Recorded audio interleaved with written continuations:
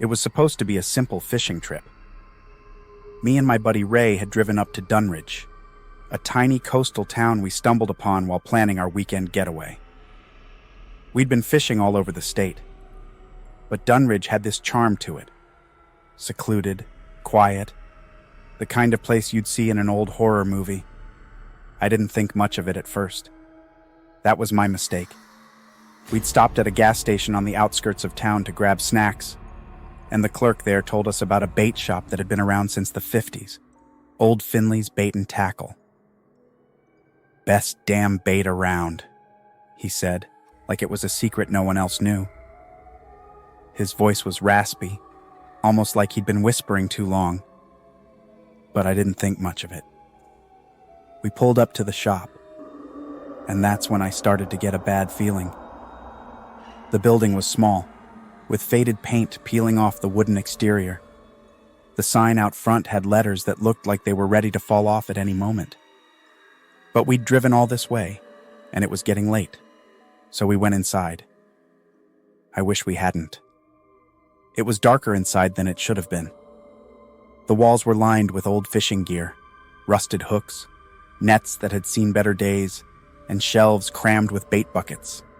The place smelled like mold, salt water, and something else I couldn't quite place. The fluorescent lights buzzed overhead, casting everything in a sickly yellow hue. The old man behind the counter didn't say a word when we walked in. He just looked at us with these dull, empty eyes. There was something off about him, but I couldn't put my finger on it. He moved slowly, almost mechanically, like he was just going through the motions of a life he'd long forgotten. We picked out our bait, some kind of live wriggling thing that I didn't recognize, and took them to the counter. As we paid, the old man muttered, "Make sure you pay in full. No shorting." It didn't seem to make any sense at the time, but I brushed it off as some weird old man superstition. Ray made some stupid joke about the place being haunted, and we headed out to the docks, eager to get our lines in the water before dark. That's when things started to go wrong. At first, it was just the odd feeling that something was watching us, but the longer we stayed, the more intense it got. The water was unnaturally still, no ripples at all. Then we started hearing the scratching, this faint dragging sound, coming from under the dock. I told Ray to knock it off, thinking he was messing with me, but when I turned around, his face was pale, his eyes wide with fear. And that's when it happened, the whispering. It was so soft at first. I thought I was hearing things. But then it got louder. It was calling my name. I looked at Ray, and he looked back at me with a panicked expression. He was saying something, but the words were drowned out by the sound of something scraping against the underside of the dock. I didn't know what it was, but I knew one thing for sure. I needed to get the hell out of there. But as I reached for the boat to leave, I turned back to find Ray. Gone. The air was thick, and all I could hear was the water lapping against the sides of the dock. No splash, no scream, just silence. I called his name, but there was nothing. I don't know how, but I managed to row back to shore. When I got to the bait shop to ask for help, the doors were locked, the lights off. I could see the shadows of things moving inside, but no one answered. I went around the back, and that's when I saw the sign. Closed since 1987. Ray was never found. But I swear to you, I saw those same bait buckets in the back window, still wiggling, still alive. And every time I go near the water, I hear the whispers. I just don't know if I'm next.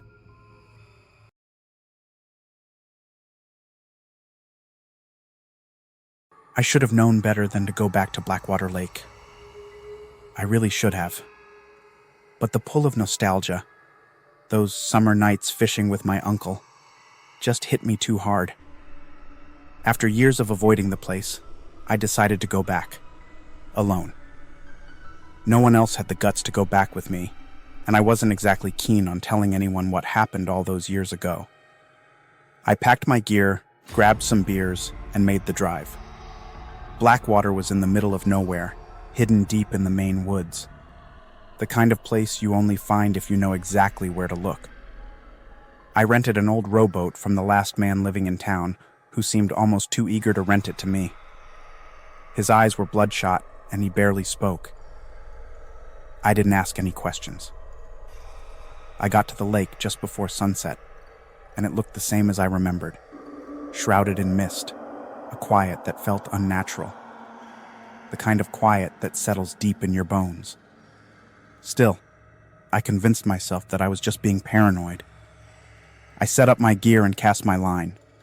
The evening passed slowly, the water calm as glass, with no sign of life, no fish, no birds, no insects buzzing in the air. I didn't mind much.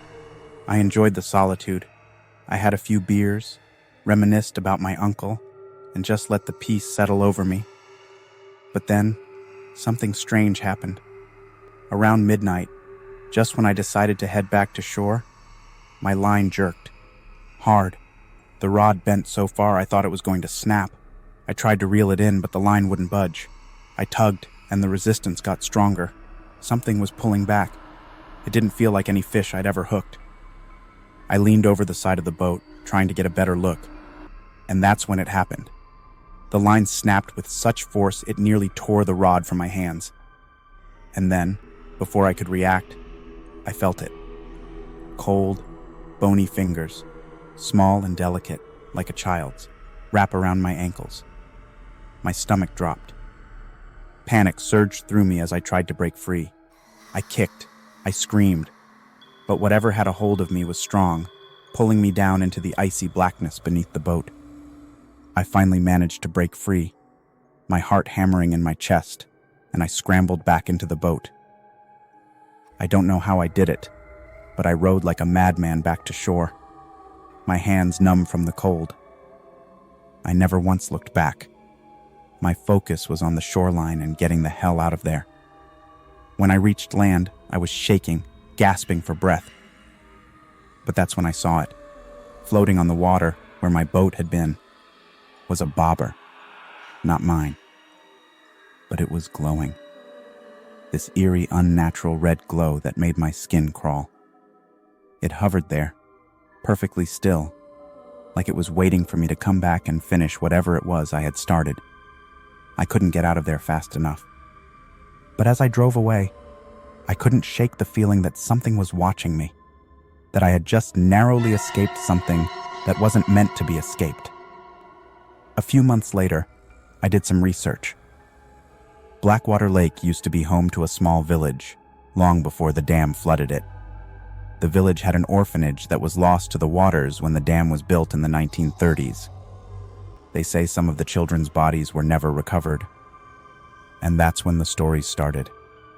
They say the children never left, that they still fish in the lake, waiting for someone to fall in, waiting for someone to join them.